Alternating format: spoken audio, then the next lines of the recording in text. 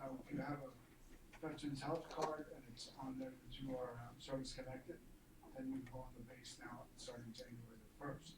There may be some rule changes, but if you have that on your card, you go on. If not, you can shop off base. That's the same benefit to get tax-free and free benefits. But I just wanted to let the public know that benefits are available as of January 1st. And that's for any military, any veteran with a health, doesn't matter what branch. Yeah. Any veteran with a health card that's designated service connected for your injuries, or if you're not service connected, then you can shop online, and it's $45 you spend, you get it delivered for free. So it's a good bet. So if you don't have a service connection, you should check into it, get a service connection. If you don't, you can still go online and shop as long as you have a health card. Health card. Thank you. Cool, thank you very much, sir. No, I don't know. Outstanding. Anything to help our vets? Anybody else? Hearing none? Consent calendar. All items on the consent calendar are considered routine and non-controversial and will be approved by one motion if no member of the council, staff, or public wishes to comment or ask questions. Public comments, please limit them to 3 minutes and a roll call vote is required. CC1, approved check, city check registers dated through 12/5/19. CC2, monthly department updates and reports, revised community development report from 11/26/19. And CC3, cancellation of the council meeting that is scheduled for December 24th, 2019. Does anybody out in the audience have any questions in reference to CC 1, 2, or 3?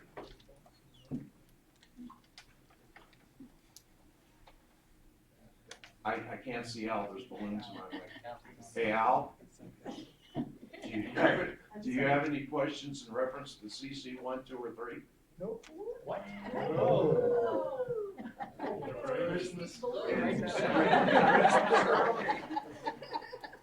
Okay, bringing it up here. Sir, do you have any questions? All mine have been answered. Do you have any questions?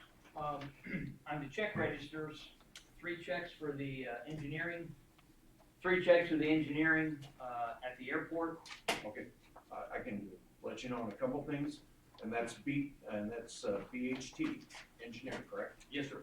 Okay, out of the total, $38,089 is reimbursable of that amount. The rest the city pays. Would it be possible for the council to receive copies of the grant on that? It just, whether it's reimbursed or not, it just seems. It seems a little ridiculous. It seems like it's been going on for over a year. What is it? For 2.5 years. What is the fence gonna cost us, if engineering costs us that? Yeah. So I would request that all the council receives a copy. Okay. Ron, did you have any other questions? No, sir, thank you. I had a couple on several checks, 106727. A lot of it's to Palmdale Auto Parts, and just wondering why Palmdale Auto Parts. It's Napa. Okay, it's now. Okay. And the question that I have also is, what is an airport auto part? Some of those are for airport auto parts. For the vehicle. Was a vehicle. Okay, so that's how you designate it. Okay, and then the other one is 106741. It's for jet fuel. And my calculations in the amount of money that we spent, that would have been 1,506 gallons of fuel of Jet A. And I looked at the current price that Mojave charges in this whole area, and it's $5.21 a gallon. So what did we have some jets come in, or turboprops, because they use Jet A also, to give the amount of 1,506 gallons?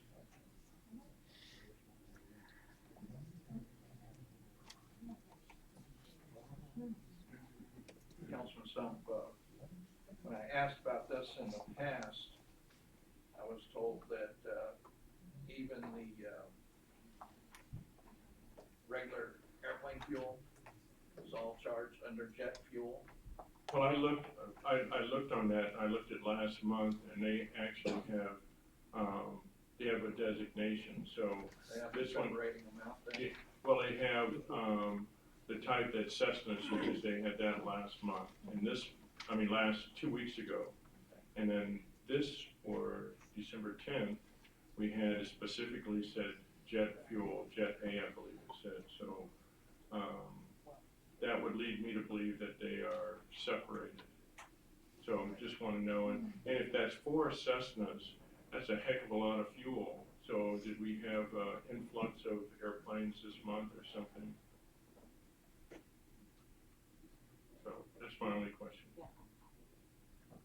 That's it, sir? Okay. I have no other questions because all I got answered. So looking for a motion to approve. I make that motion. We have a motion by Mayor Pro Tem Stump, seconded by Councilman Lucinovich. Madam Clerk, roll call vote. Councilmember Lucinovich, Aye. Harris, Yes, Smith, Aye. Mayor Pro Tem Stump, Aye. Mayor McGuire. Aye. Motion carried. Continued business 1, appointment of planning commissioner, city manager Lynn. Mayor, council, and residents. At the city council meeting held on September 24th, 2019, staff reported that in an effort to remain on schedule with planning and development, it was imperative that the city maintain a quorum to maintain the minimum number of members that must be present to validate a planning commission meeting. The city council approved Jim Creighton, planning commission chair, and E.J. Elms, planning commission vice chair, to remain as interim commissioners until the recruitment was completed. The city had an open recruitment for 2 weeks. The only letters of intent received were from Mr. Creighton and Ms. Elms. On October 28th, E.J. Elms resigned her interim commissioner position to accept the position of OHV manager for the city of California City. A recruitment period was then opened again, with announcements being made at both city council and planning commission meetings. As of November 21st, 2019, 1 letter of intent was received from Christy Munt. The recommendation is that the city approve Christy Munt as planning commissioner and direct city clerk Hilliker to administer the oath of office. The request to reappoint Jim Creighton will be done at the first city council meeting in January 2020. The fiscal impact is none. No direct impact.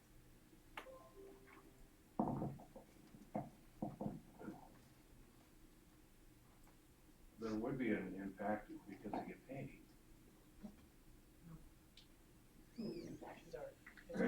Okay, they get $50 a meeting. Yeah, it's already budgeted. That would be a month or, so that's gonna be an impact. Anybody from the, well, do you wanna go here first and then we'll go to the public?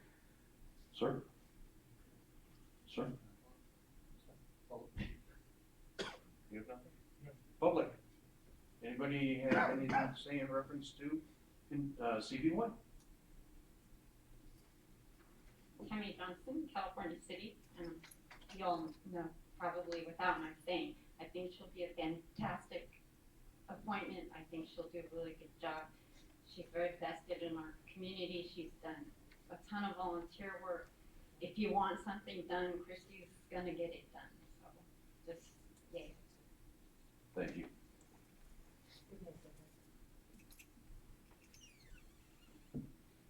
Yes, ma'am. Jennifer Wood, I think you know who I am too. Christy Munt is an excellent choice for this position. She will take the time, she'll read what the requirements are, she'll know the municipal code as it relates to these actions, and you can't go better with her. Thank you. Thank you, ma'am. Anybody else? Yeah. Going once, going twice. Bring it up here. Looking for a motion, then, to approve Christy Munt. Make that motion. Looking for a second? I'll make the second. Yes, sir. Can we have discussion? Can, make the name? Yes.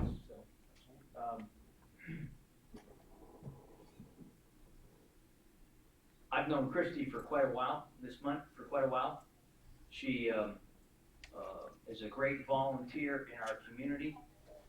For the 2020 election, I have some new bumper stickers for her that she may treat as graffiti if I put them on her electric vehicle. Training her dogs to be able to drive her electric vehicle is pretty incredible.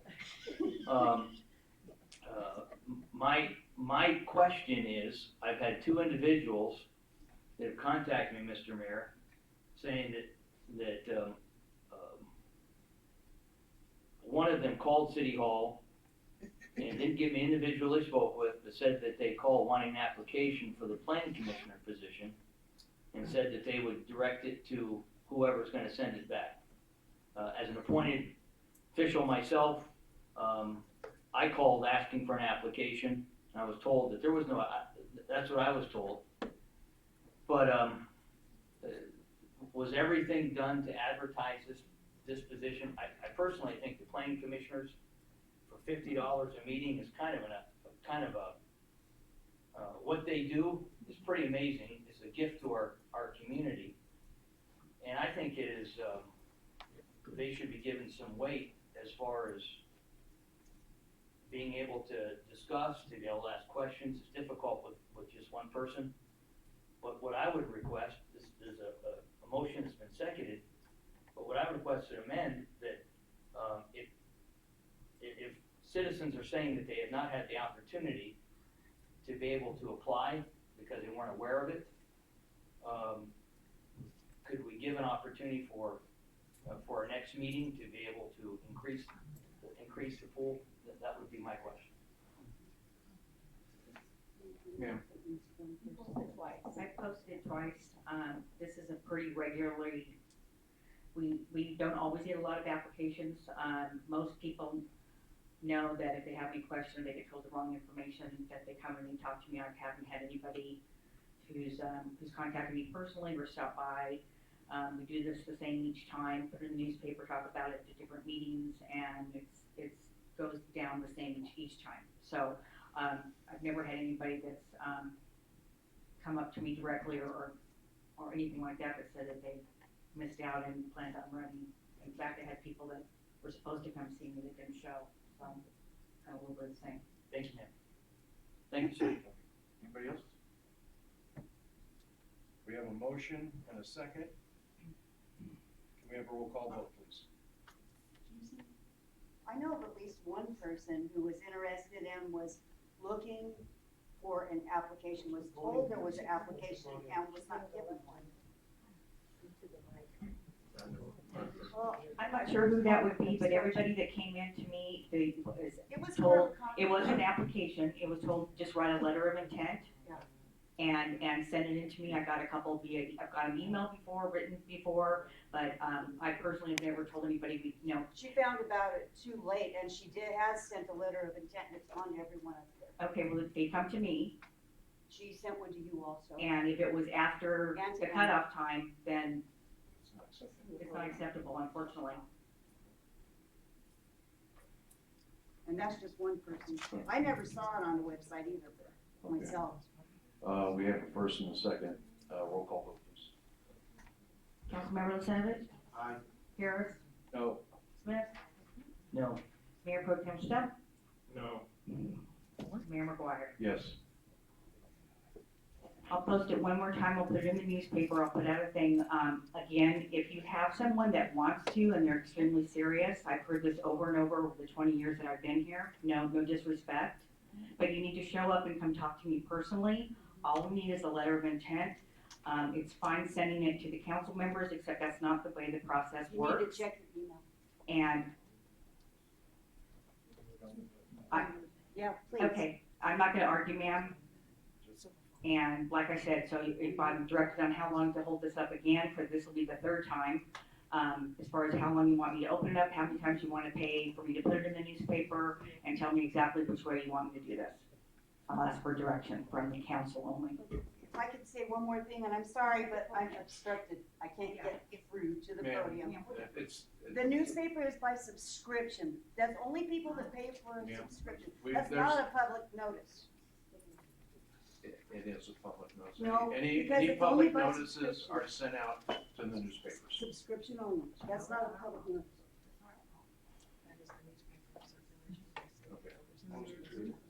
Yeah, it's posted at City Hall and two other Where was places. it ever posted? I never saw it. We've talked about it at least 3 times. Anyway, it's resolved, but that's just my point, okay? Thank you. All right, so I guess it's going to be reposted. Me to repost it, and if you could please direct me as to how exactly you want it to go. I would appreciate it, and it won't be posted until Monday. But if I can have direction on what it is you want me to do. 2-week notice, 2-week publication.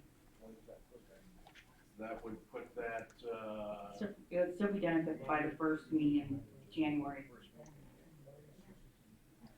do what, fall in the first meeting in January? Well, it would, we have enough time because we're not having the meeting unless we want to change that to for Christmas Eve. So I don't know how many, excuse me. Can we keep the voices down, please? Sorry. So what I'll do is, we always put everything in the newspaper. Unfortunately, we get the newspaper here, we don't have a whole lot of choices. So besides tacking it back up and talking about it at public meetings and having people come in and directly see me, what they can do is anyone that's talking to anybody out there, they need to write a letter of intent, put it in an envelope, put my name on it, and it can go to anybody here and I'll get it. Then you don't have to see me or email me or whatever, write your letter of intent. Okay, so no email, just. No, I want you to put just, however you want to get it to me. Thank you. And then, if I'm not here, then the girls up front will take it, and it's just a letter of intent. So it's not a big application or anything like that, just put it in an envelope, and the girls up front will take it too. Gotcha. So we'll do 2 weeks, 2 weeks, ma'am. and that's gonna start on Monday, Good luck. and then it'll be good. And then what we can decide, Mayor, if, there's an issue, if we have more than, one, then we can talk about how you'd like for the interview process to go, by picking possibly one. We'll set up a meeting with you and we'll get a couple of us together for the interview. Okay. All right, so 2 of you, so we don't have that, Yes, so we don't. okay, we'll cross that bridge when we come to it. Yeah. Okay, thank you. So we will have the application term to end the 3rd of January. Then the week after for interviews, and then to make a decision on the 14th. Okay, is that good for you? Okay, all right. The 3rd? Okay, so, letters of intent will be accepted, up to the 3rd of January. Mayor, since there's been discussion of the interview panel, I recommend specifying, right, that at this meeting, who is gonna be on that. On that meeting, it'll probably be myself, Chief. It'll be 2 council members. I recommend specifying which council members. Right now? Yeah, Myself, did you want it? to prevent talking. Or okay, it'll be myself and Councilman Ferris.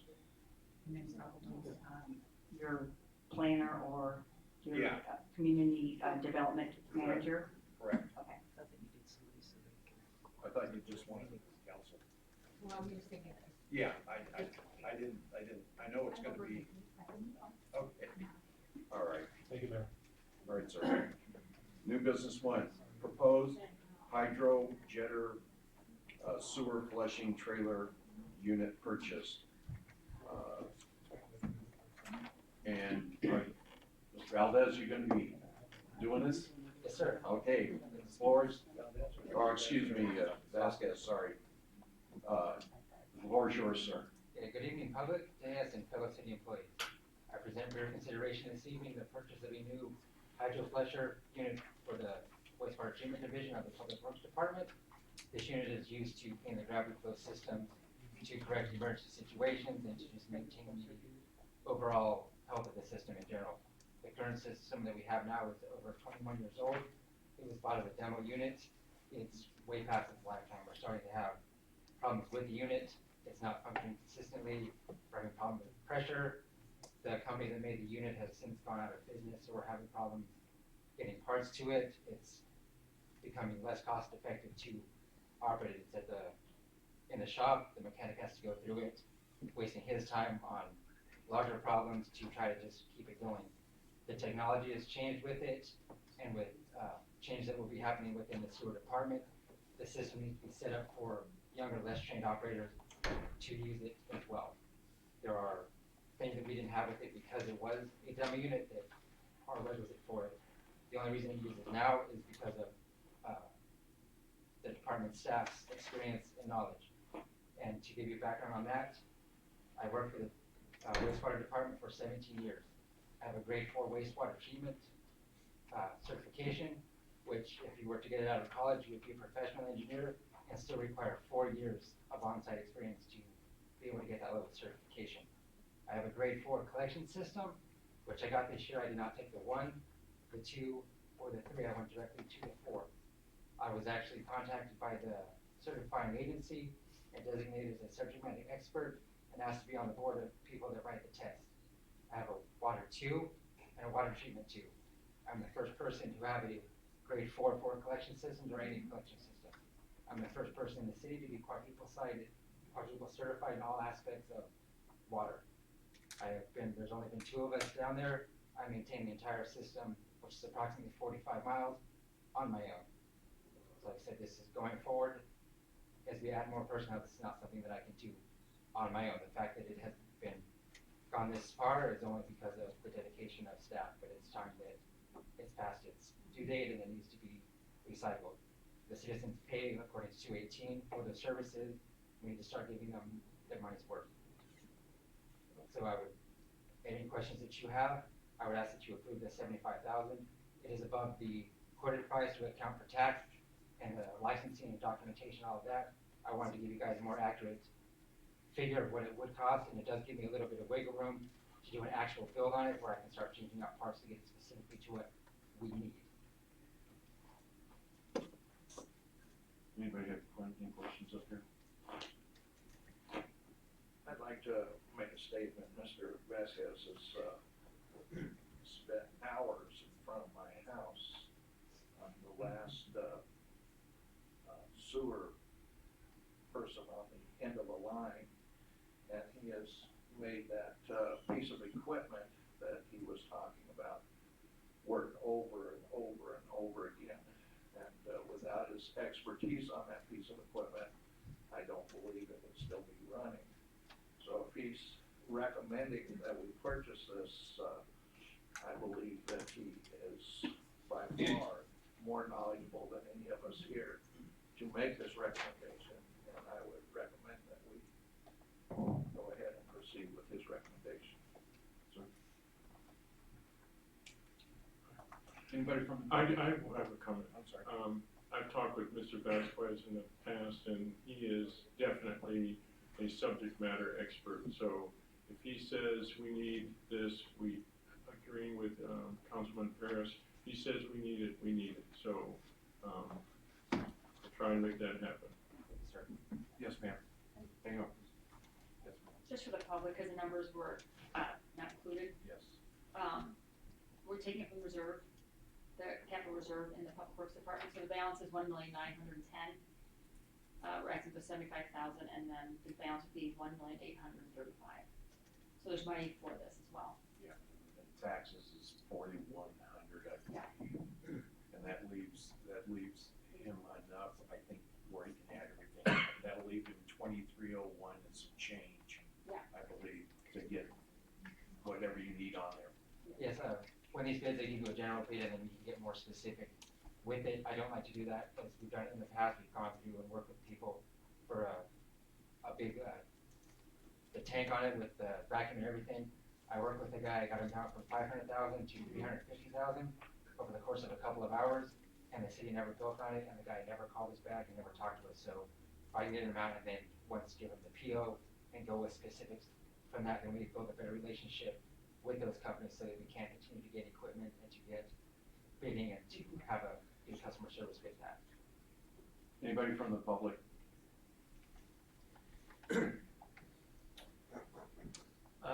Rick Warren, I've actually been out and took a tour of the sewer plant in the past when I was on city council.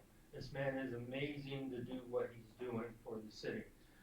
Enlightening a couple other things that we need to also think of, the future.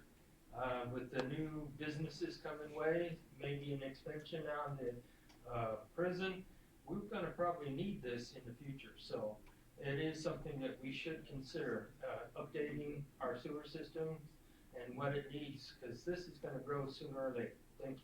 Thank you, sir. Anybody else? You do, I will just say this, for me personally, you guys are incredible, you especially. For one person to handle 45 miles, you are incredible, you rock. Thank you, sir. Looking for a motion. I make that motion, Mr. Mayor. I'll second it. Roll call vote, please. Councilmember Lucinovich, Aye. Harris, Yes. Smith, Aye. Mayor Pro Tem Stump, Yes. Mayor McGuire. Yes. Motion carried. Good luck, sir. NB2, proposed adoption for 2019 California Code Regs. Senior Building Inspector Joe Berrigan.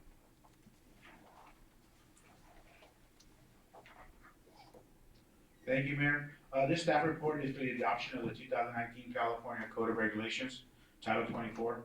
It's something we'll be doing every 3 years, and it's just to comply with state laws. I thought it was gonna be on the consent calendar, actually, but I'll just let you ask questions. Anybody up here have any questions? Could Mr. Berrigan read it in its entirety, please? Anybody from the public? Looking for a motion to approve. I make that motion. Second. All in favor? Aye. Any opposed? Pass 5-0. Yes, ma'am. We need to read the title, please, so that we can wait for the reading. Do you want me to read it? Yeah, if you would, please. Ordinance number 19-778 of the City Council of the City of California City to amend section 8-1001, article 01 adoption, chapter 1 Building and Safety Code of Title 8 Building Regulations of the California City Municipal Code. And could I please have the motion and second again, please? Motion was made by me. That's Mayor Pro Tem B. Smith, second. All right, thank you.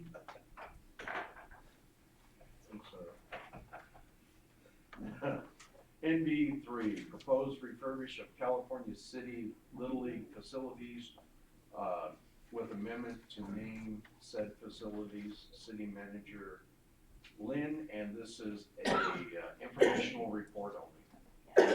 If Todd Broussard can come up as well to the podium, he's gonna explain more.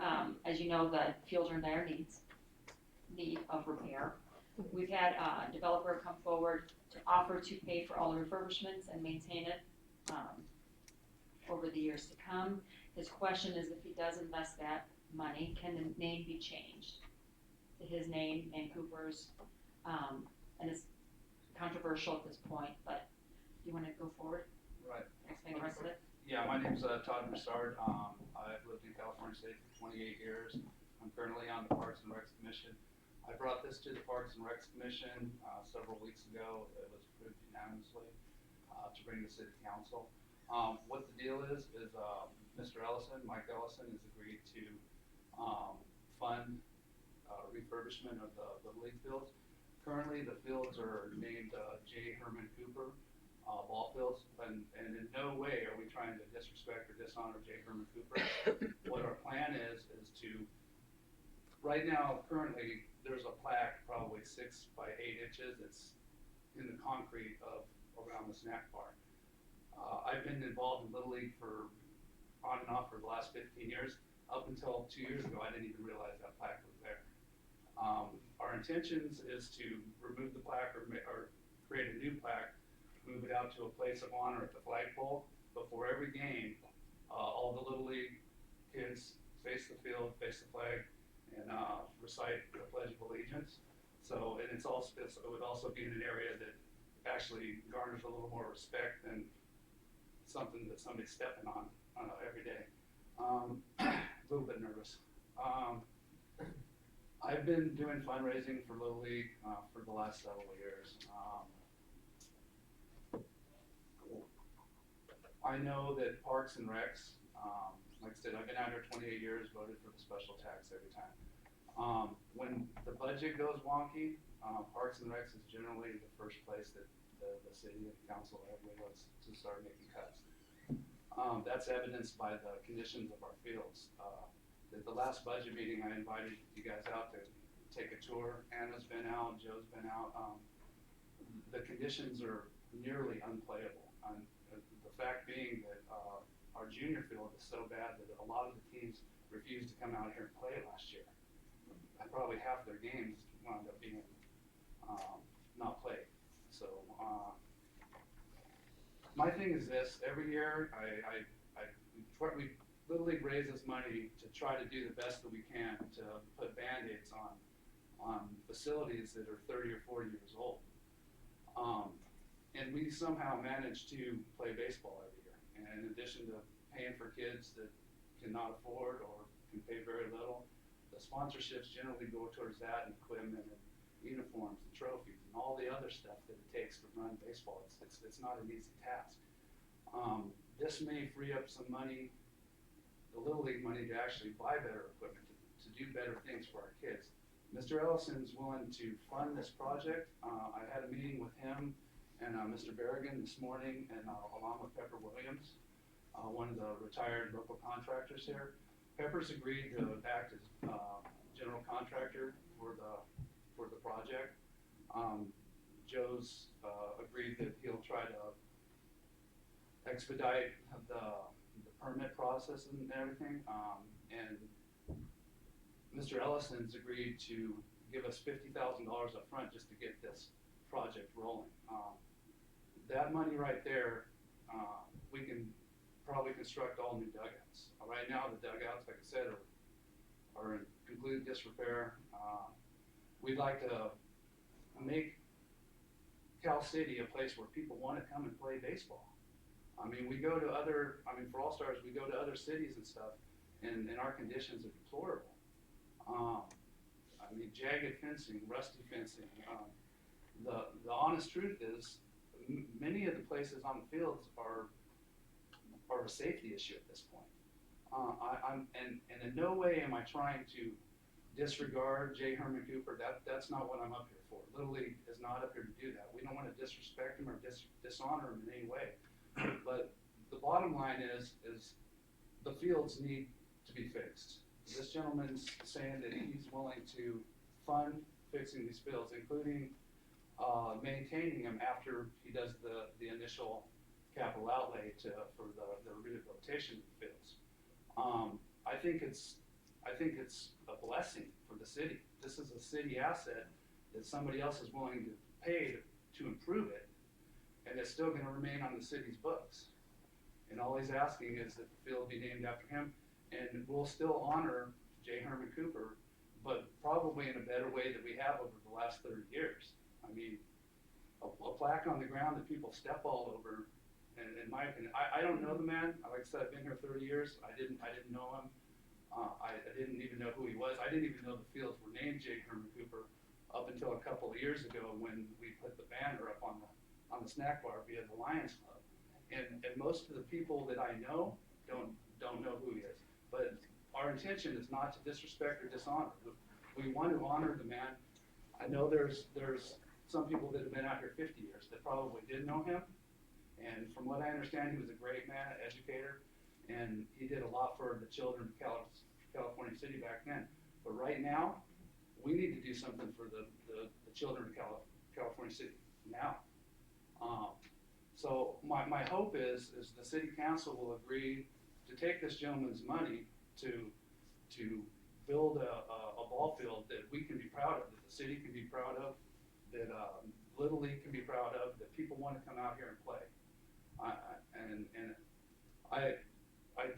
I don't do social media, but somebody told me right before I walked in that there is some backlash on social media regarding this. I don't know if they have kids or kids that play baseball, or grandkids to play baseball, but this is something that needs to be done. I mean, Little League can keep trying to put Band-Aids on it, but it's never going to be to the level that's gonna make California City look like we really care about our kids or our youth. We don't have the capability of doing that at the Little League level. So I'm hoping that the city council and the community will get on board on this and try to push this through. I'm begging you, that this needs to happen. I mean, I don't know what else to say. Is there anything I need to add? I'm getting a little emotional now. And Dr. Nick knows, because he was the first one to actually give me a sponsorship this year. He actually caught me by surprise. I didn't even have my receipt book with me. So I had to go down and buy a receipt book. There's a lot of people in this community that continue to support Little League year after year, and I applaud them. They are awesome, and we continue to make Little League run. But, I mean, do we want to just make it run, or do we want to make it shine? I mean, I want to make it shine. I want it to be something that all of you can be proud of, that the whole community can be proud of. And I mean, this may be an opportunity right here for us to do that.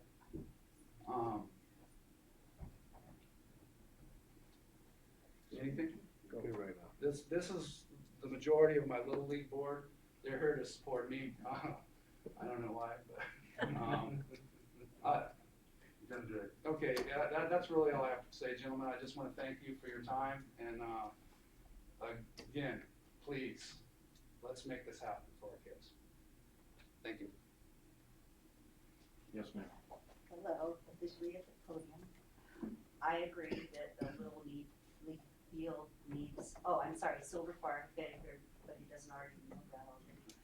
I agree, the Little League field is in desperate need, and I wholeheartedly appreciate any kind of donation that would be made to repair the condition that it's in. We don't need our little ones out there getting twisted ankles or broken ankles or, any sundry number of things could possibly happen.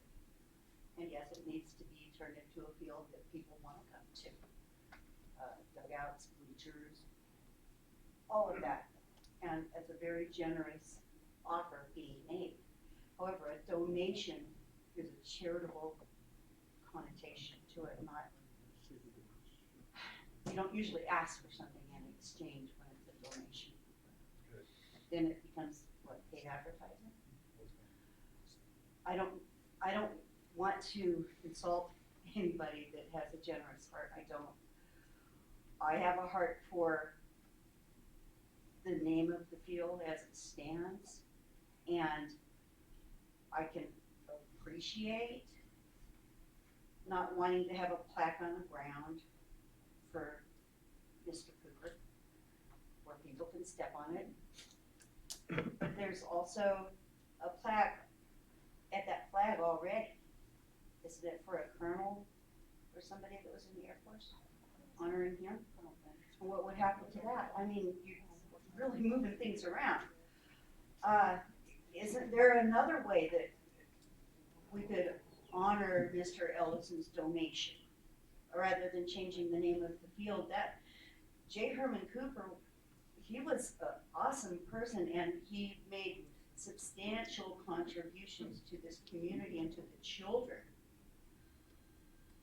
The field was named for him in order to honor him in perpetuity, and not until the next best offer came along. And I don't want to insult Mr. Ellison or anybody, and I'm extremely grateful for any kind of donation that's made to that field. We desperately need it. But isn't there another way that this could be done and show appreciation to him without changing the name of the field? That's, I know it's There's more gonna be coming, because this is informational. Mhm. I've got a lot of questions myself.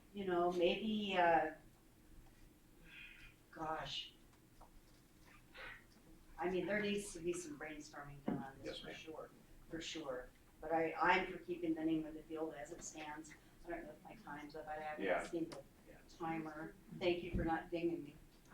Anyway, thank you to Mr. Ellison for his kind and generous offer, but let's really think on this. Thank you. Thank you, ma'am.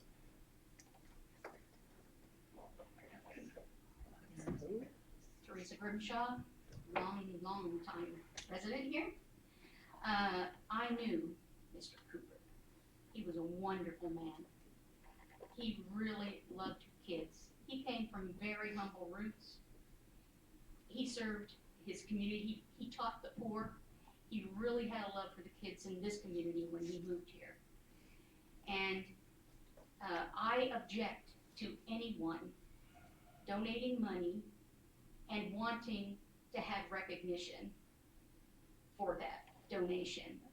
And if Mr. Ellison would like to donate $1 million, I have no objection to that, because definitely the facilities need refurbishing, etc. And I know that some people will say, well, nobody knows who Mr. Cooper was. Well, that can be resolved by people getting educated and finding out who he was and what he was all about. And also, I would suggest too that with the Little League, people in charge of Little League, that they tell their Little Leaguers who this man was. But my main objection is I do not want to see a name change, because just because someone comes in with cash doesn't mean that they should have an honor of having their name added or amended or whatever to a field that was already named by the city. So that's my piece. Thank you, ma'am. Carmen Johnson, California City. I live this Lawrence, so this is really hard for me. But, and I never in a million years thought this would happen. I agree with Ms. Silverfarb. And Ms. Grimshaw couldn't have put it any better. I don't think when somebody is honored as part of the community, that when somebody comes along with a nice checkbook and we need something, there's anything attached to it. If someone wants to donate money, I concur with the ladies before me. That would be fantastic. But requiring something out of the city in return, that's not a charitable donation. That's it. Thank you. Yes, sir. Shane Moore, California City. I've been here for 21 years. I have coached in the Little League for the last 7 years and have children that play. I was the coach on the juniors field last year when we had our last 5 doubleheaders canceled because teams would not come play us on our field. It's hard to explain to kids who want to play baseball, whose parents want to watch them play baseball, that people won't come because of the conditions of our field. I agree with Mr. Broussard that we do need to honor Mr. Cooper. I will say though, as someone that has been here for over 20 years, I've never heard anybody call that Cooper Field. I think that we can change that and honor Mr. Cooper at a flagpole that, just to correct the lady earlier, that flag, the flagpole that we want to put his plaque at does not currently have a plaque. There's 2 flagpoles on the facilities. Oh, there's 2? Yes. I didn't know. I think we can honor Mr. Cooper, educate our kids about Mr. Cooper, but I think if this doesn't happen with Mr. Ellison, our kids are going to continue to play on dilapidated fields. Yeah. And sometimes you have to make a small sacrifice when someone's willing to do something that can actually change the condition of the field these kids are playing on. It really is unsafe. If you look at the fields, it's a lawsuit waiting to happen. The fences are jagged. It takes one play, and that $50,000 that somebody's willing to give us to make these fields playable is going to cost this city millions of dollars in lawsuits. And it just takes one play, and right now, we're rolling the dice with the condition of the fields. Thank you. Thank you, sir. Somebody coming up before you, there, Rick. George Grimshaw, longtime resident of California City. And again, I knew Herman Cooper. Him and his wife Elizabeth were friends. I really think that the council ought to take a look at the history, why it was named for Herman. There's a really good newspaper article that was put out on Facebook this evening that explains that. Thank you very much. And so I don't need to go into all of that, but Please do. Please do. But Herman, So let's try to keep it. a lot's been alluded to because of the fact that he was a baseball player, played in the league, that he was an educator. He was an educator after he came to this town because he was a substitute teacher. My dad, who's a 5th grade teacher, would request Herman to substitute when he was going to be absent because Herman was a good teacher. He loved the kids. Kids loved him. And Herman,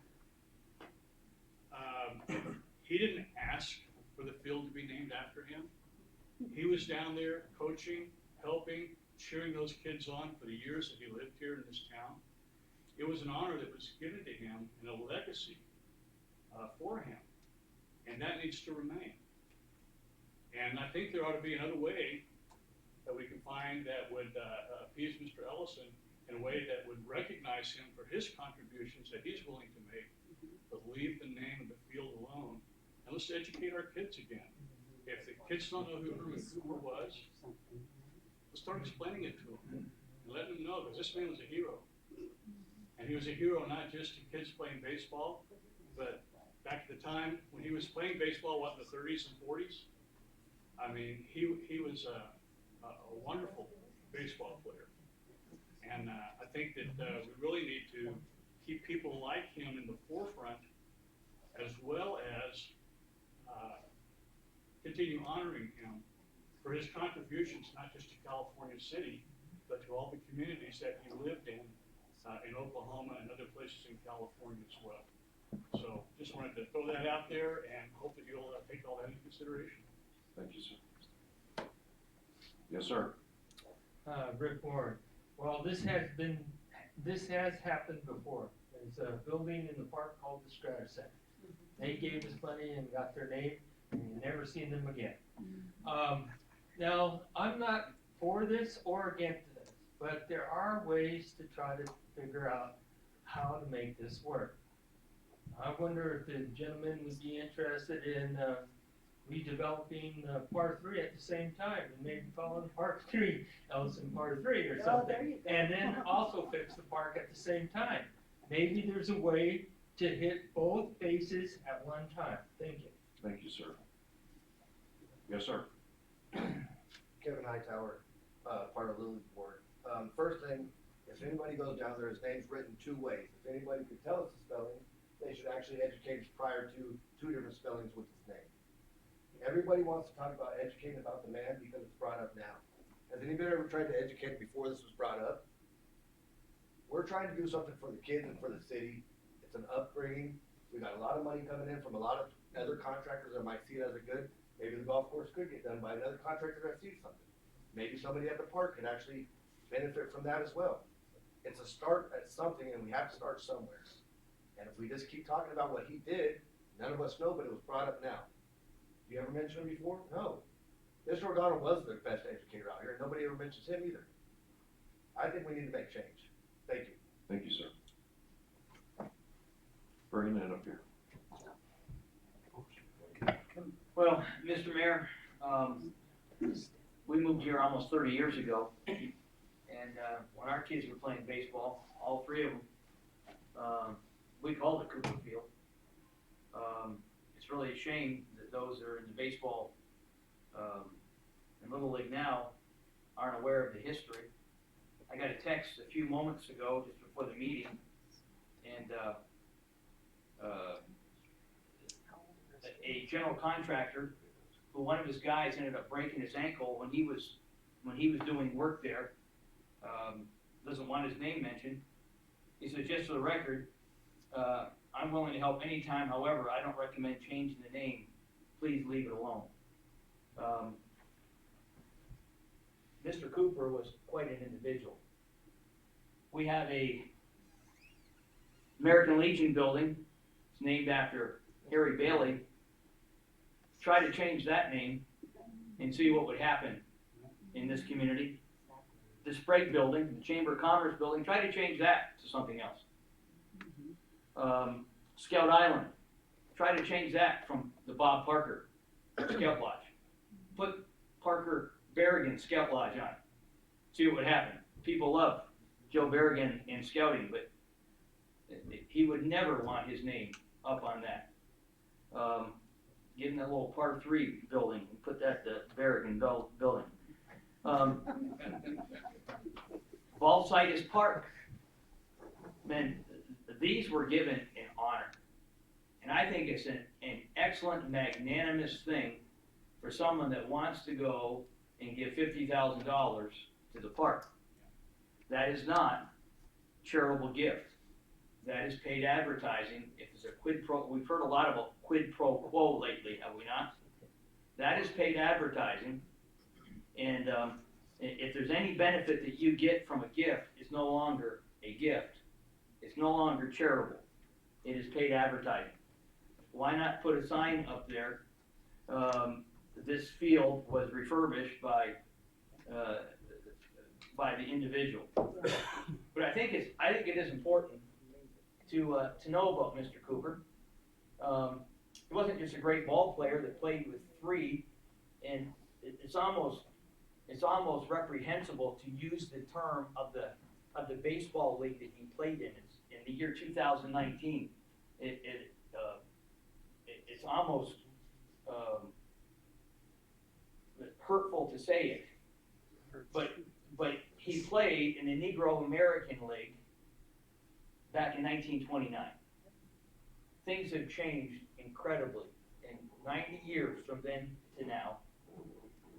Wasn't just a great ball player, played with three Hall of Famers, but at the age of 47 in 1951, imagine what our society was like in 1951. He received a master's degree. And he would go to teach, and we get this from Oklahoma State University. I know we have a couple Oklahoma State University folks in our community, so they'll probably show up here for no other reason than that. He did some extended study work at Tuskegee Institute. He founded the Stroud Separate High School in the mid-40s. There's a reason why it was called Separate High School. Back when founding a segregated school. He did everything there, including driving the school bus. What he did mostly was to see to it that a lot of black children learned to read and write. A statement was made that we need to change the condition of the field. I would submit to you that Mr. Cooper sought to change the condition of society. And there's a big difference there. Try to change any of these other buildings and names in town, add something to it. I'm thankful for Mr. Ellison's gift. But it's not a gift. It's paid advertising with a quid pro quo. And I would encourage the Little League to say, what can we do to advertise what you're doing without messing with Cooper Field? There's a lot said. There's a whole bunch of stuff now, I'm told, on the internet about Mr. Cooper. By the way, it's 1984, the sitting council made a Herman Cooper Day. And I believe it was on July the 29th. Les Ochsner Day. I hope that 10 years from now, 20 years from now, that those days will be remembered. But there was supposed to be a Herman Cooper Day.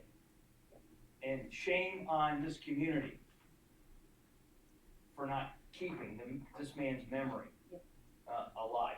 Try to change T.V. Gordon's park. See what's going to happen. Add somebody's name to that. And I would encourage it.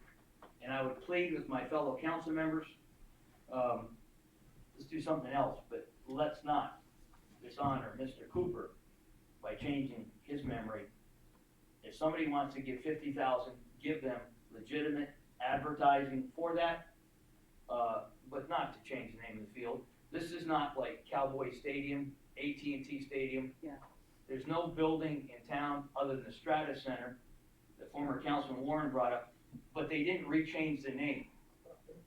They didn't rechange the name. You want to build a building, you can put your name on it.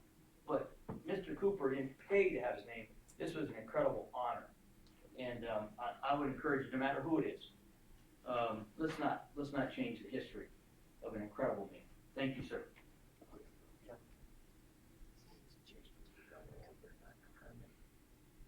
Jay Herman Cooper played in for the Kansas City Monarchs. Only some of you might know who they were, but back when baseball was segregated, they were kind of like playing for the Yankees. Their pitcher was Satchel Paige. They used to have like 3 pitchers in those days. Nowadays you have a team of 25 and you have 12 pitchers, but back in those days they didn't have as many because they would go 9 innings. But they would have 2 catchers. The other catcher is Josh Gibson. Now, I'm bringing these 3 gentlemen up because they were later Hall of Famers. I've played baseball my whole life, and when I was 8 years old, we were stationed, my dad was in the military, we were stationed at Fort Belvoir, Virginia. My baseball coach at that time was Jim Mudcat Grant. So I don't know if any of you know about him, but he played in the Negro Leagues also. And then later on, he played for the Minnesota Twins, and he went and became a Hall of Famer. He was my first baseball coach. He was the guy who taught me how to throw a curve and how to throw a knuckleball and everything else. Now they say that you shouldn't teach 8-year-olds that, but I learned that as an 8-year-old. But Jay Herman Cooper was in the same league as that. He was actually probably better than Mudcat Grant. So, because like I said, he was a catcher for Satchel Paige, and if any of you know about Satchel Paige, he played baseball forever. The guy was old as Methuselah. But anyway, he later came to Cal City, and I've gotten so many calls and emails from people who were suggesting that we do not rename the park. Now, I know Michael Ellison, and I know he means good, but there's other ways that he can give the money. If he wants to give the money, he could probably, like we did with Balsitis Park, when we did with the whiptails, people could put up little signs and like that, and little sponsorship, and he could do that. But like I said, any of you who don't know about the Kansas City Monarchs, go and read about them and go and read about Mr. Cooper.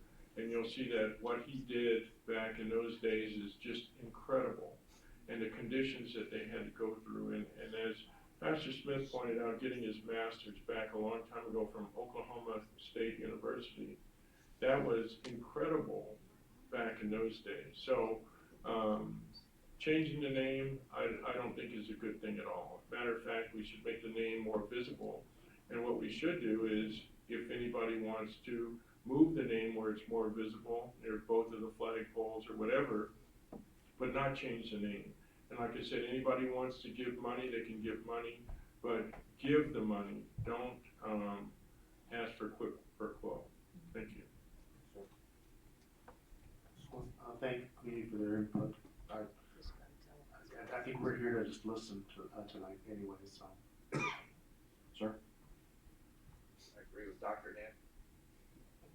My only questions I have are, one is I'd like to see a list with amounts of what is gonna be done to the field, the field. Since everybody else kind of gave their opinion, I'm gonna give mine. I think we ought to have a big sign out there by the parking lot that says Cooper Field. We have a big sign on the snack bar. No, I'm talking a big sign where people come into park to walk to go to the field. It says Cooper Field. But it's J. Herman Cooper. Yeah, but you see where I'm going with that. That's my own personal opinion, and does not reflect anybody else in this council. Yes, ma'am. To add to this conversation, I did not know Mr. Cooper, and I think there has to be a compromise. He has to be honored. Give Ellison or whoever's gonna donate a second position as far as the name. But everything you said about Mr. Cooper, I can't imagine that he would not want these kids taken care of in the field taken care of. It is out of compliance. So if this doesn't go, how is the city going to, we've allowed it to become in such disrepair that it's dangerous at this point. So why don't we get a list of everything that's wrong with it, and then we can bring it back to council. For 50,000? No, we can So what's wrong with the field? Yeah, I know, I'm just saying,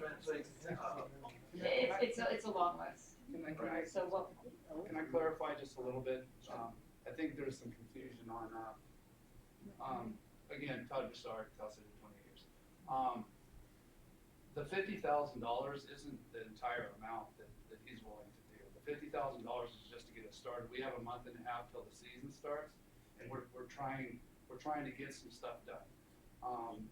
Verbally, Mr. Ellison has agreed that not only will he upgrade the fields, that he will continue to maintain the fields in future years. So, I mean, it's a big deal. We're talking hundreds of thousands of dollars. It's not a pittance. And it's not about money.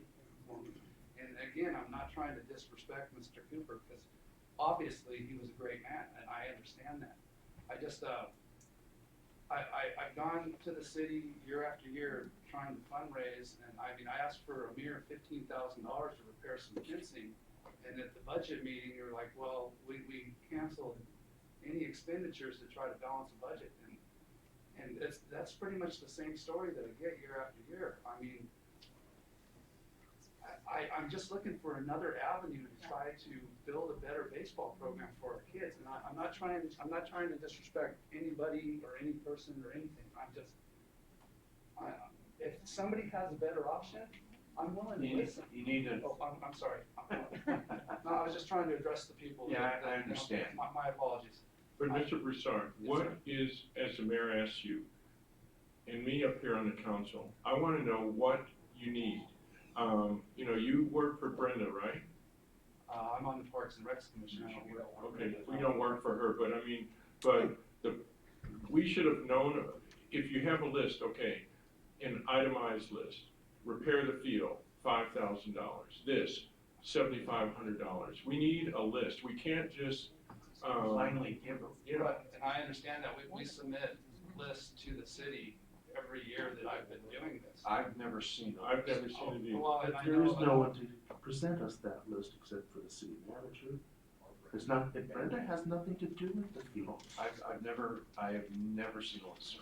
And, well, the list, honestly, the list would be long. I mean, I don't there's- Still need to see it. Right, the stuff that we present every year is the minimum just to try to get them back into playing If condition. you would please make a list, Give us the list. and please give it to the city manager so we can get it, please. Could you do that? I can give you a list. Excellent. Basically, No decision's gonna be made tonight, folks. I This is understand. informational only, but we understand that baseball season's coming up rapidly. Yes, sir. And so the sooner you can get the list, so we can look and maybe we can set up a meeting with, you can set up a meeting with Mr. Ellis. And with baseball. We've had several meetings. When we did Fall-Siders Park, we knew that to do A would cost this, B would cost this, C would cost this, D would cost that. So we knew all the costs. We need to get that from you. Right, and materials for one dugout is roughly, I can give you some basic. If we can get it in black and white, please, Okay. that would It's help gonna out be tremendously. somewhere in the neighborhood of probably $500,000, sorry. Just putting that out there. Thank you. Yes, sir. I'll be very quick. Just, I'm someone that likes to look at both sides of the coin. Is there any way, just as a proposal, that we can not only name that Majors Field, Cooper Field, have a plaque that has some history so people are educated on who the great man was, but can we also maybe say Ellison Little League Complex, because there's 3 fields there. And then we're still honoring Mr. Cooper, we're still able to get the money that we need to do the fields, and everyone's happy. One proposal that somebody talked to me about, Mr. Mayor and Council, is they said if people give money, just like AT&T does money at Cowboys, at AT&T Stadium, that the Cowboys play out of, it's for a certain amount of time. So if Mr. Ellison wants to give so much money, it's for a certain amount of time. So if he gives, you know, whatever it lasts for 2 years or 3 years or whatever. That's a compromise. He's committed to maintain it as long as the name's on there. Yes, sir. Well, we gave, Advertising rights. an additional $15,000 to the Chamber of Commerce, and we don't have an accounting for it. Pull that money back and give it to the Little League. Leave Mr. Cooper's name there.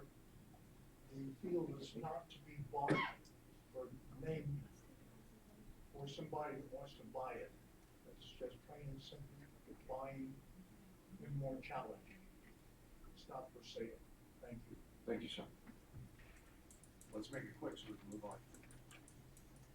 Mr. Mayor, I would encourage those that are talking with Mr. Ellison about this to ask him to make a compromise, put up a sign that these fields have been refurbished by Michael Ellison. Leave the name alone. You said you want to see both sides of the coin. Leave the name alone. Give him the opportunity to be advertising that he refurbished these fields, and give him good advertisement dollars there. We're gonna cut it. Can I add one thing on that, please? One of Ball Sciences Fields was renamed to Rio Tinto Field where the Whiptails played, so something was renamed. Yes. And that is the same quid pro quo that you're talking about. You did the same thing, and they're an actual business. It's actually a name that's honoring somebody for what they're willing to contribute to the community, not as a business. Thank you.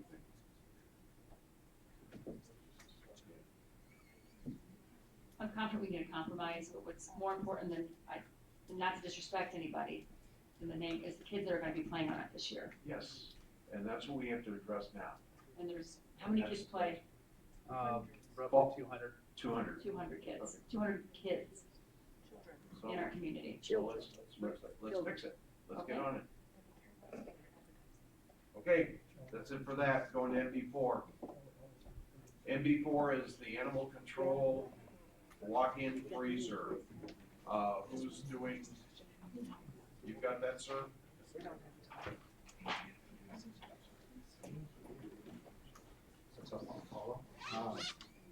Evening, Mayor, staff, council, public. Who are you? I'm Shannon Hayes, the interim chief of police. You live here in town, sir? Say again? Yes, I do. Seems like. So on about, right around November 15th, the walk-in freezer at the animal control shelter quit working. It's fine, so there's a bunch of dead animals in there, smelling real bad, getting fluids. It's a health hazard. All kinds of good stuff. We had a repair company come out and look at it. It was recommended that it be replaced. One, because of the large amount of money it was going to cost to fix it, somewhere between $9,000 and $10,000 just to fix it. And the fact that it's over 25 years old.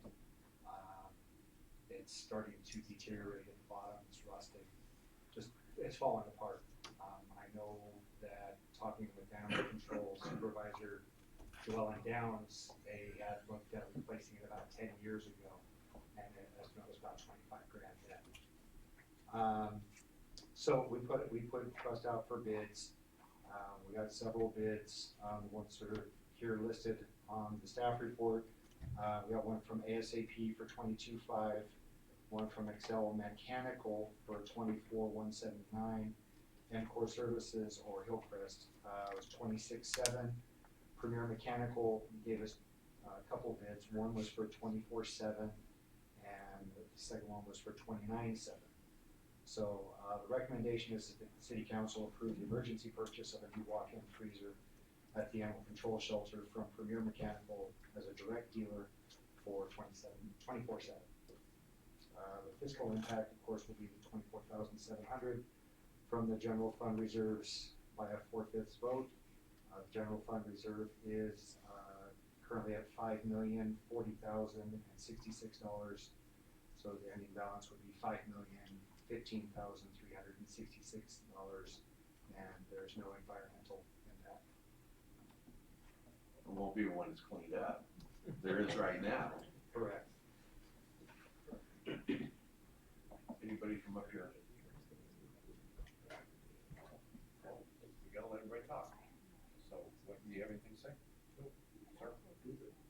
Well, my recommendation would be, to use the local vendor.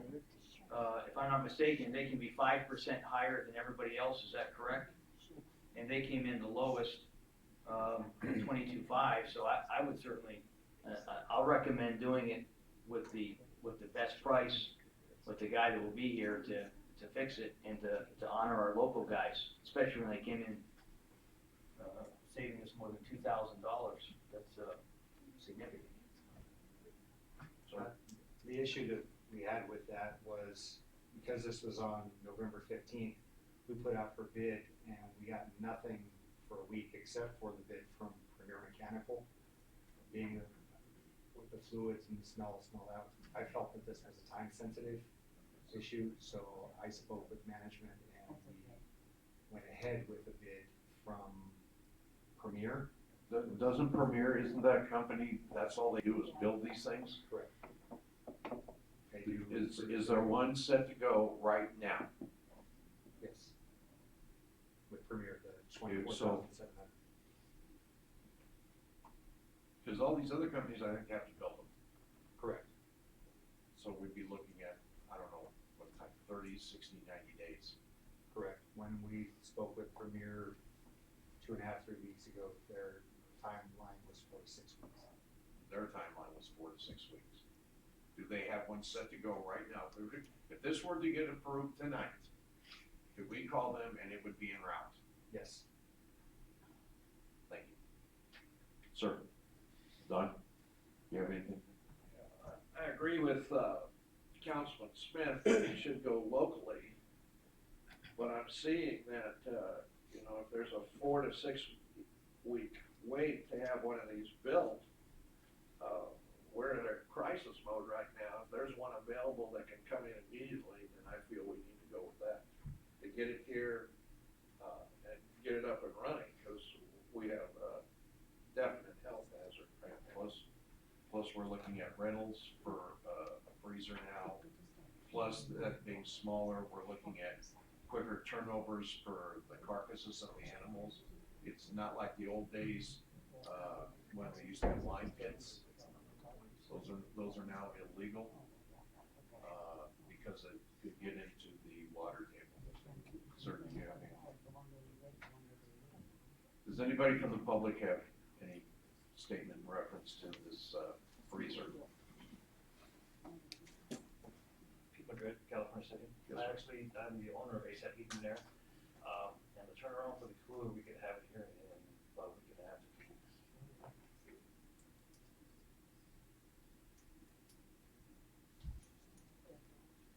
Yes, ma'am.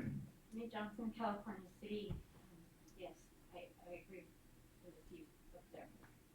It's absolutely, it is a crisis. They work so hard and do so much with so little. This is a strain that they shouldn't have to endure. So the quickest they can get it here. Thank you, Mayor.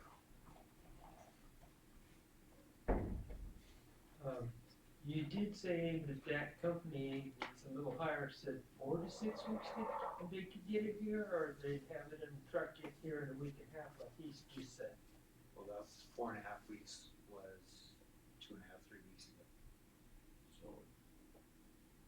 So, but the date don't start until they get approval of contract, so you're still looking at 4.5 weeks. Right, and as I said earlier. I'm just bringing that up as a thing, so they don't really have it ready to be shipped. If you can do it in a week and a half. Thank you. They do, because, as I said, on the 22nd is when I actually approved for them to start working, because I had gotten no bids from anybody else. I just received the bid from ASAP today. Okay, I apologize. That's 4 to 6 weeks. Right. All right. And in fairness to ASAP, though, he was only contacted today. 'Cause- Correct. Yeah. What's the warranty if on any of these? What are we looking at warranty wise? A year to 18 months.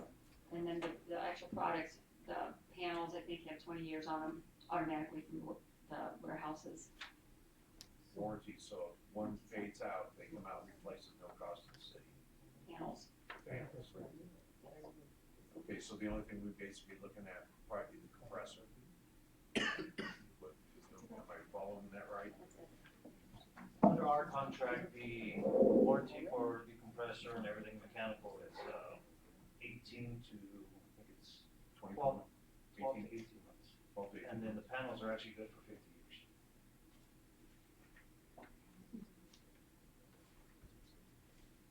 It seems to me like I'm hearing something that's not very clear here. Have we ordered this already?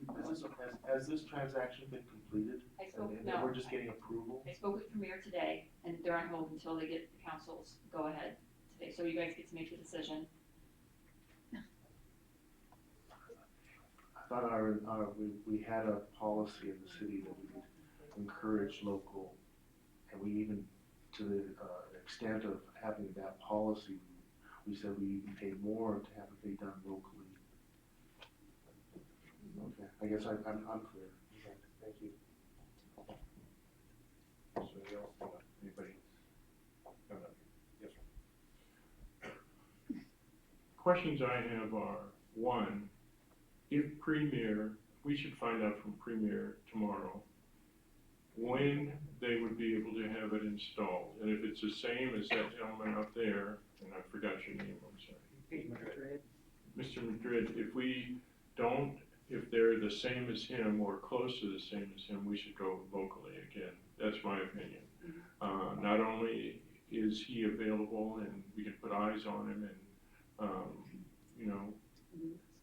he can service it a lot better because he's closer.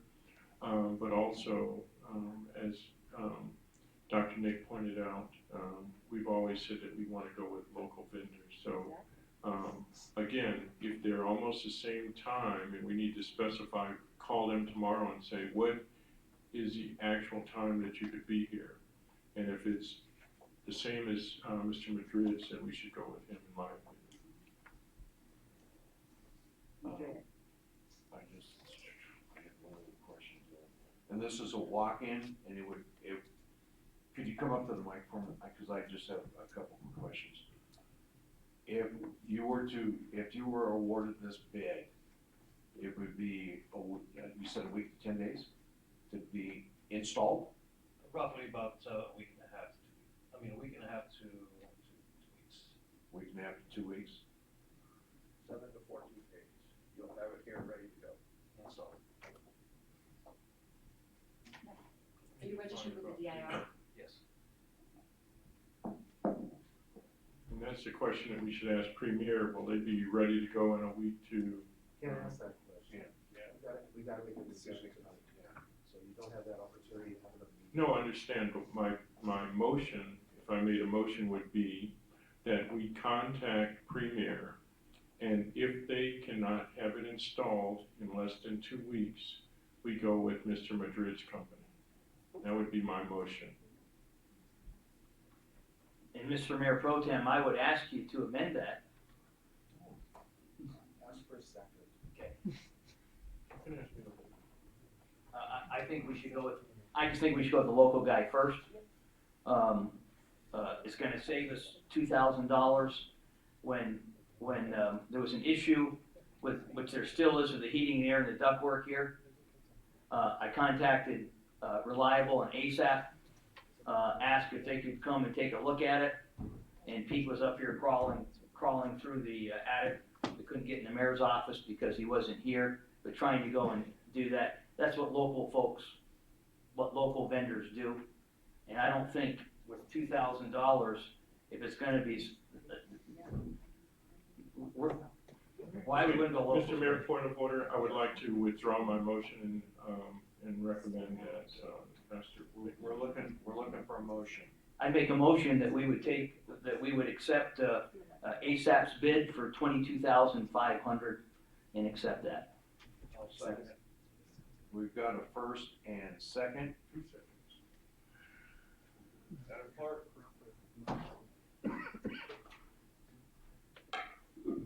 Councilmember Lisinowicz. Aye. Harris. Yes. Smith. Aye. Mayor Pro Tem Stump. Yes. Mayor McGuire. Yes. Carried. Let's get on it. okay? We've got problems. Who's gonna take the line pit? Well, we can't anymore. That's the problem. We used to a long time ago. Council agenda, this portion of the business from the floor. Oh, yeah, sorry about that. Public business from the floor. This portion of the meeting is reserved for persons desiring to address the city council on any matter not on this agenda and over which the council has jurisdiction. Please state your name for the record and please limit your comments to 3 minutes. Hi, Rick Warren. I've been always advocating for the local parks. And since we have a situation with the golf course being in receivership, $60,000 that we were spending that I haven't seen anywhere on the budget for just watering the golf course over the year, I propose that we turn that into the baseball park, turn it to the par 3 and the central park and try to take that green water and make it where you can put paddle boats back out on there.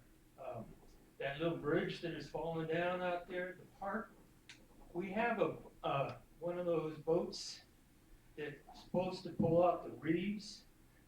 That thing is just getting overgrown. The other parks, Balasay, we got a nice one field, the other field also looks worn out. So this is something I was going to bring up during that other time, but actually I think this is a totally separate issue. We need to take a good look at what is going on with the golf course. Being in receivership means we don't know. There's nothing that's saying that our monthly investment in watering it, mowing it, and all that is going to come back. We need to actually put it in to like the par 3, put night lights, maybe even bring in a small miniature golf course, bring more items for the full community, not just for a few. I do believe that we need to sit down and look at the cost of the major golf course, the true benefit that it helps all the people, not just some of the people, and maybe revert those assets to the regular park and the other parks in town. Thank you. Thanks, sir.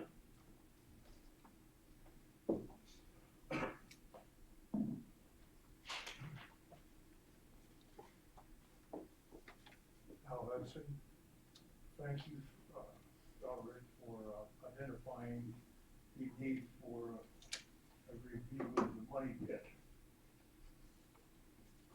I have about 4 items here. We have a letter that was sent off to Bryce Page, and it has to do with the city using water enterprise funds to prop up other city funds. Totally illegal, correct, Oxford? And the treasurer's monthly report of investments doesn't reconcile with the city's monthly financial statements. Next item, the city treasurer's revelation of newly discovered bank accounts does not, it's not accounted for in the 17-18 audit. Why? Discover-ups, there's problems here.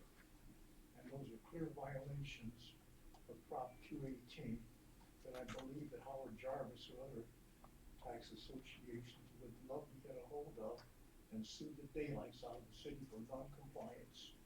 And I would love to be on that legal team to assist them. Because the city has been doing the public wrong. We've been overcharging on the water rates and sewer rates. We've been using those monies to prop up other funds and disregarding 218. Constable, would you please advise the city to stay and to get in compliance and stay in compliance? You know they're wrong. You know what Prop 218 is, and you know Howard Jarvis was behind the implementation of 218. Could you address it up here? Thank you. Next item. Are these new water meters that are being put in place? These new water meters, what they're doing is they're made from each ounce of water, each teacup of water. And And when they're installed, they're not, the water department is not telling the property owners that their rates and their water bills could go substantially higher. When they come in, they correct it. Because the gals over there, that work the counter, they have no idea which ones are being replaced and which ones are not.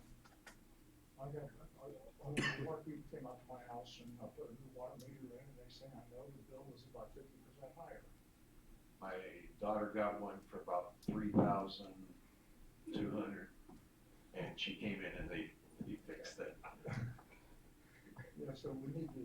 Yeah, we just need to give everybody a heads up.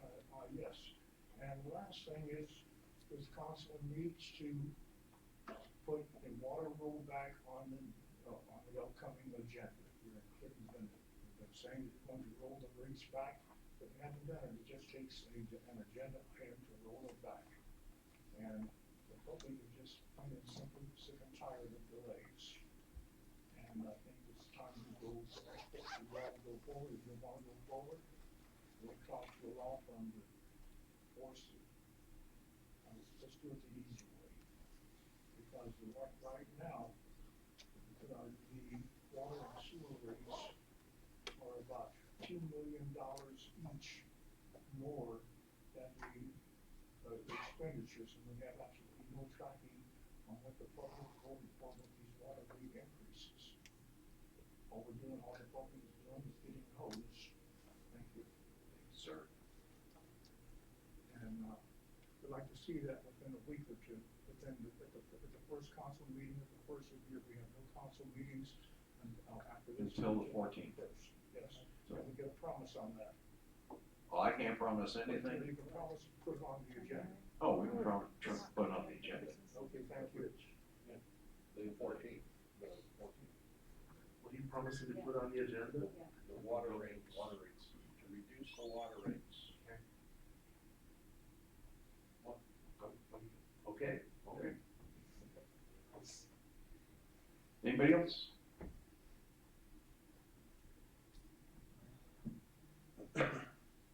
Yes, ma'am. Tammy Johnson, California City. I have to read this because I want to be sure I do it correctly and give it the reverence it deserves. I'm here on behalf of Deborah Schiller.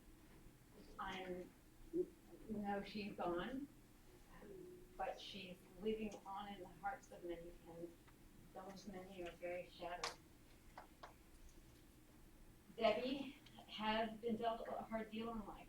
She's dealing with suffocating grief. I know that we can't tell her we know what she's feeling because none of us do. She lost her caregiver, her daughter, and her best friend all at once. She had a bench created to memorialize Deborah. The bench is made of wood and it is sealed and lacquered. It's a flat bench and it just has, the two sides here and the one in front. There aren't armrests or anything like that.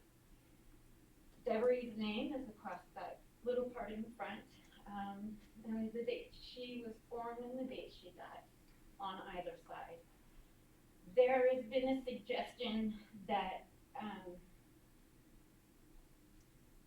that the bench is memorializing death instead of life, and the dash between Deborah's dates represent a life well lived and a life well loved. Take a break for a second. Take a deep breath.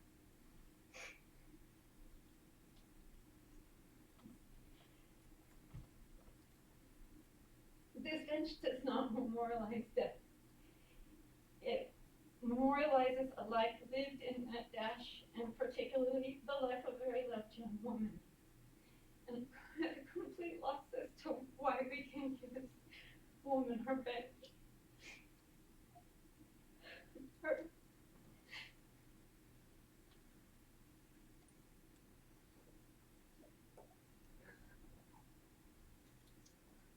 You were told it was not ADA compliant, but in lieu of that, the PD raised close to $400, and staff has committed to raise the rest to give her the bench that she's been welcome to pick it out. Put it down for 100.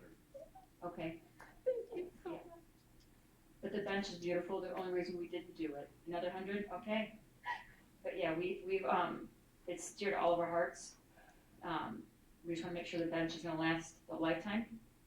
And we've all committed to paying for whatever it takes to get the bench she chooses out of the catalog. What about the bed she had made? We were told it wasn't ADA compliant. Can you make sure? I'll make sure that, I'll look into that.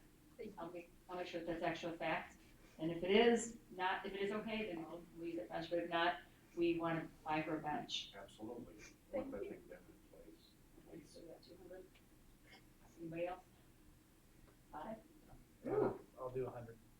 Okay, that's 300. I'll do 100 for Jones and Mayor. I'll do 100 for myself. Sorry. And I've committed 100 already, so that's, she can pick out a great bench for that. I'll do it. And Jones and Mayor do 100. Thank you, Jones and Mayor. Personally. Everyone. So no, that's 400. Thank you. You'll take care of it.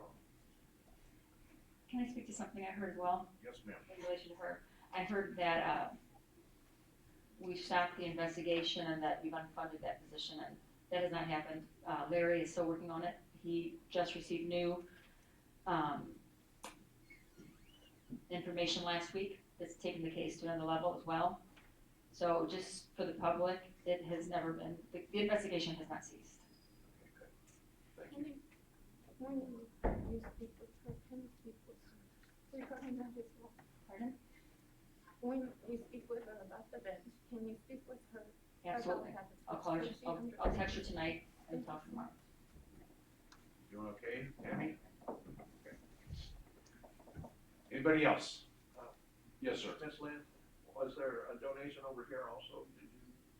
Yeah, we have 500 donated here, we have staff that's donated money, and we have just under 400. Just over 400. Just over 400 people, so that's a good match. Thank you. It'll be about $1,000. Yeah. It's gonna be rocking. And she'll get to pick it out. Excellent. And if people want to give, how do they give it? Come to City Hall, give it, we'll create a line item for the donation, and it'll go into that fund, we will keep record of it, and every penny will be spent on that bench. Excellent. Thank you. Anybody else from public business from the floor? Council agenda. This portion of the meeting is reserved for council members to present information, announcements, and items that have come to their attention. The Brown Act precludes council, staff, or public discussion. Short staff responses are appropriate. The council will take no formal action. Council member may request the city clerk to calendar an item for consideration at the future meeting or refer an item to staff. Do we have any AB 1234s? Dr. Nick? Okay. I've been bringing to the council meetings a request for reporting on water utilization by the city, and I do believe that we're gonna see a report and see significant improvements in water utilization. That's a good thing. Last meeting I asked for better itemization of legal services by Jones and Meyer, and I think that point is being made, and I think we're gonna see better reporting there, at least for us up here. Last meeting, I also brought up that there is a move afoot with the cannabis industry, the cities that are licensing these activities are reducing taxes. I was given an article that said that Long Beach is another city stepping up and reducing their taxes to keep in line with what I brought up from Adelanto and Santa Rosa. Not an action, but just a recognition that if we're competing to bring those businesses here, and there could be substantial savings in tax rates by going someplace else, I I would think that we're not gonna be competitive, and we may do everything in our power to maybe stall out that potential industry and potential income to the community. And it's something that we have to be very careful about and considerate of if we're believing it's gonna help us in the future. So those are the things I just wanted to update on previous meetings. Did you have anything to say at all? Sir? Yeah, a few things, Mr. Mayor, to piggyback on what Councilman Lucinovich said. Mayor McGuire and I were in a meeting yesterday with 5 different cannabis developers. We have 11 cannabis businesses. 2 are inactive. 4 this past quarter paid on time. 2 paid late, and 3 have yet to pay. There were 5 of those businesses yesterday. It wasn't so much what Councilman Lucinovich, what he said is true, but they've shared that they are in trouble. Our cannabis industry, let's just not blow smoke, they shared that they are in trouble with no uncertain terms. Remember, the whole goal of having the cannabis industry come into town was going to get us off the special tax. They were going to save us, and now they're asking us to save them. The role has reversed. If Kern County, if this gets legalized in Kern County, and it's just a matter of time before it's federally legal, we're in trouble. I would encourage everyone to go and pull out Adam Smith's The Wealth of a Nation, read about a free market society. It's not government's job to deal with the marketplace and to try to govern the marketplace. And so with that, I'm requesting, Mr. Mayor, that when we return in January, that we would schedule some economic workshops, town halls, do something to get the community to be able to be aware. We need to be aware, we need to be discussing, because in less than 5 years, we're off a cliff. We are dealing with economic survivability, not just sustainability. And we have to prepare now for the retirement of this special tax. We have to discuss it. And I would ask you, Mr. Mayor, if we could schedule some stuff sooner than later, because this sitting council is less than a year, and there's going to be a bunch of new people sitting up here. We cannot, when we blame other councils for kicking the can down the road, we can't do the same thing. And we got to stop kicking the can, and I'm asking, sir, in January, we would get something scheduled.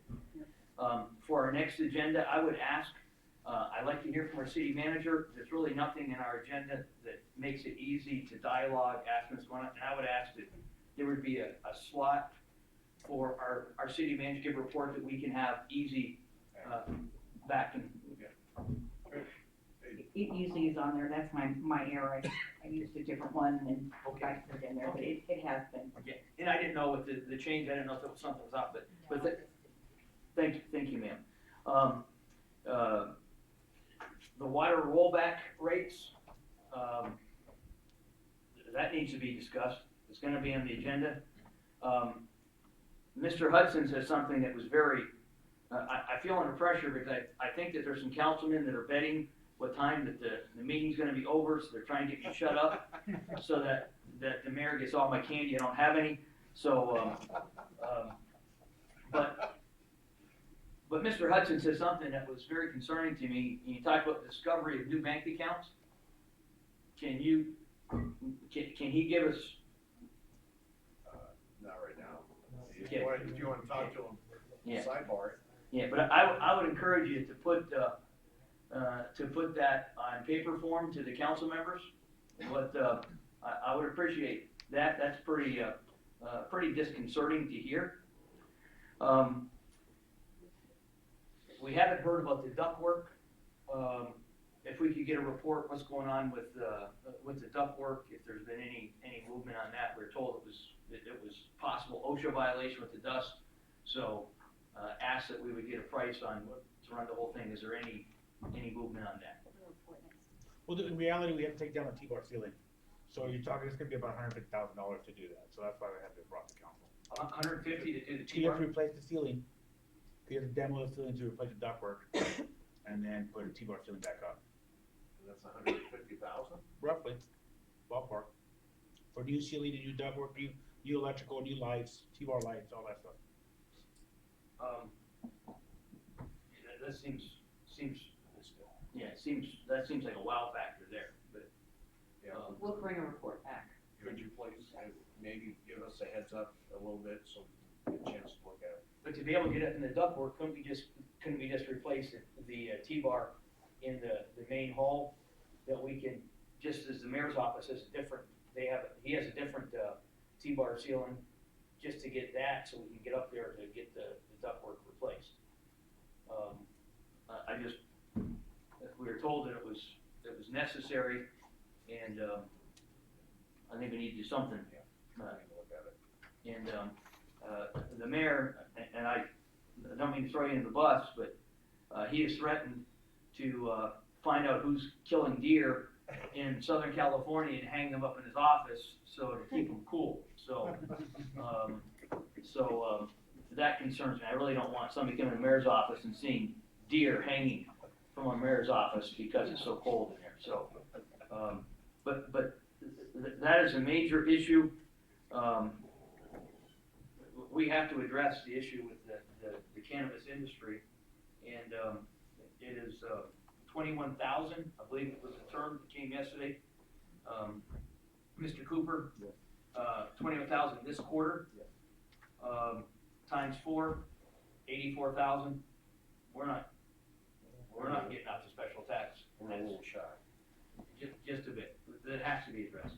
Thank you for your time. I hope you don't lose your candy.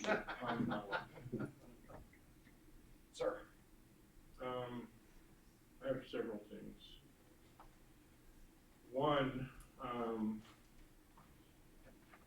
everybody looks at the latest thing that JM Power sent out. It talks about where we are as far as what the marijuana is doing, and he has a linear rate, which we are much below that linear rate.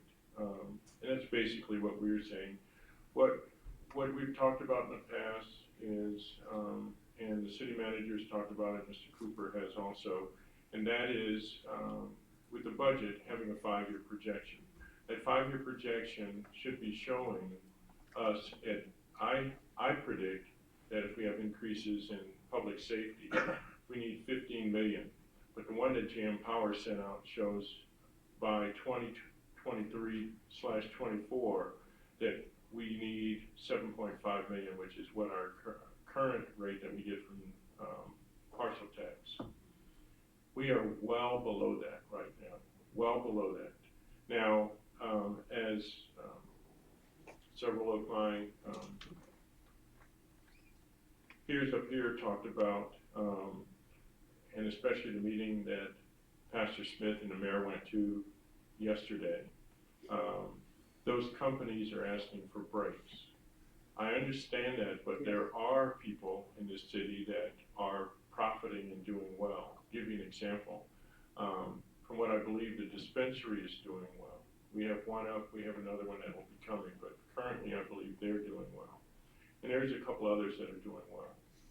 If we give these businesses a break and go down to 1% or 2% or something like that, something ridiculous in my mind, in my opinion, we will never achieve the rate that we project to get to 7.5 million by 2023/24. They knew when they got into this business that, if they did a business plan, they knew what they were getting into. Former Councilman Warren used to work at Keefe & Sons. Keefe & Sons, we bought a car from there. They serviced all of our cars. We have Fords. They were a great dealership.